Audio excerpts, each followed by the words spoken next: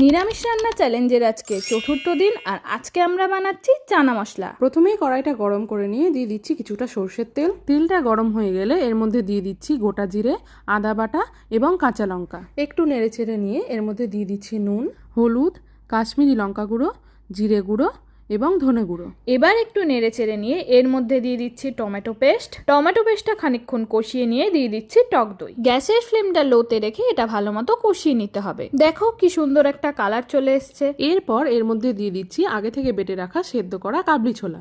মশলার সাথে পেস্টটা ভালো মতো মিশিয়ে নিয়ে দিয়ে দিচ্ছি চাট মশলা। এবারে এটাকে ভালো করে কষিয়ে নিতে হবে। কষানো হয়ে গেলে এর মধ্যে দিয়ে দিচ্ছি সামান্য চিনি।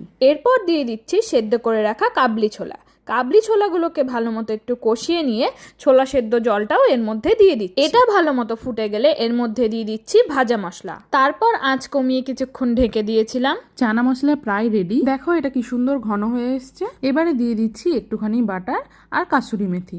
আমাদের আজকের রেসিপি তোমাদের কেমন লাগলো জানাতে ভুলিও না। আজকের ভিডিওটা এখানে শেষ করছি। দেখা হচ্ছে পরের ভিডিওতে। আজকের মতো এখানে টাটা।